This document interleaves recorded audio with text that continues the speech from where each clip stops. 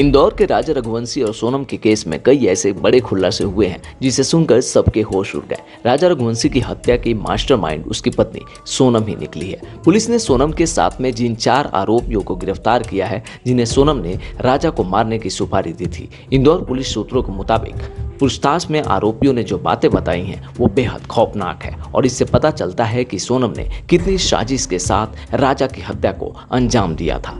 ये सारी बातें जानकर आप भी सोचने पर मजबूर हो जाएंगे कि आजकल की लड़कियों को आखिर हो क्या गया है। राजा और सोनम की 11 मई को शादी हुई। दोनों के परिवार बहुत खुश थे। सोनम भी परिवार में घुल मिल गई थी और कभी अपनी साजिश का शक परिवार वालों को नहीं होने दिया। 16 मई को सुपर कॉरिडोर के कैफे में राजा की हत्या की साजिश रची गई। प्रेमी राज ने दोस्त विशाल चौहान, आकाश राजपूत और आनंद कुर्मी के साथ इस साजिश को रचा। उसी रात 6 घंटे तक फोन पर सोनम को हत्या की पूरी योजना प्लानिंग समझाई गई। हत्या के पहले राज ने आरोपियों को 50,000 रुपए, एक कीपैड, एक एंड्रॉयड मोबाइल और नई सिम दिलाई। ये सब चीजें आरोपियों ने सोनम को दे दी। इसी नंबर और फोन से सोनम शिलोंग जाने के बाद तीनों के संपर्क में रही थी।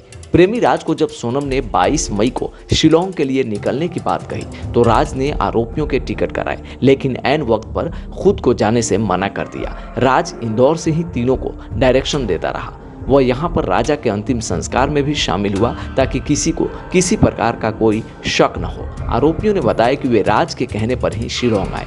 राजा को जिस डाव यानी छोटी सी कुल्हाड़ी से मारा वह ऑनलाइन गुवाहाटी से खरीदा गया था। आरोपी उनके होम स्टे से 1 किलोमीटर दूर ही ठहरे हुए थे। सोनम आरोपियों को पल पल की लोकेशन का अपडेट दे रही थी। यहाँ पर किराए की बाइक ली और राजा सोनम के पीछे घूमने लगे। आरोपियों ने पुलिस को बताया कि 23 मई की दोपहर 1:30 बजे राजा की हत्या की गई। 23 मई को सोनम ने अपरा एकादशी का व्रत किया था। ये बात उसने फोन पर अपनी सास को बताया था। मान्यता है कि यह व्रत पापों से मुक्ति और मनोकामना पूर्ण करने के लिए किया जाता है, लेकिन सोनम ने इसी दिन हत्या को अंजाम दिया। दोपहर में सोनम फोटोशूट के बहाने राजा को सुनसान जगह पे ले गई।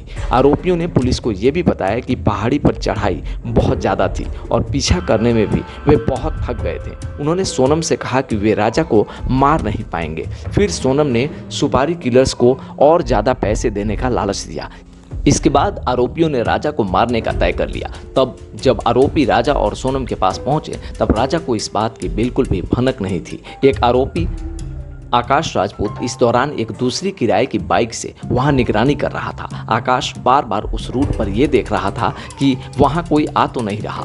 जब आरोपियों ने राजा के पास जाकर उस पर हमला किया तो उसने मुकाबला भी किया, लेकिन सीने पर व सिर पर गंभीर घाव से वो टूट सा गया और पुलिस ने बताया कि 4 आरोपियों में से एक विशाल चौहान ने राजा के सिर पर पीछे से हमला किया था। उस दौरान सोनम ने आरोपियों से चीख कर कहा, मार डालो इसे। आरोपियों ने बताया कि खाई में फेंकने तक राजा जिंदा था। खाई में फेंकने के लिए आरोपी राजा को उठा नहीं पा रहे थे तो सोनम ने खुद राजा को धक्का दे दिया और उसे खाई में फेंक दिया। आरोपियों ने बताया कि इससे आधे घंटे पहले ही सोनम ने अपनी सास से बात की थी। इसके बाद आरोपी राजा और सोनम की एक्टिवा 25 किलोमीटर दूर छोड़ आए। सोनम ने फोन तोड़कर भी फेंक दिए और इसके बाद सभी आरोपी अपने अपने घर के लिए ट्रेन से रवाना हो गए। सोनम अकेली वाराणसी गई, जहां बस स्टैंड पर 2 लोग उसे छूने आए।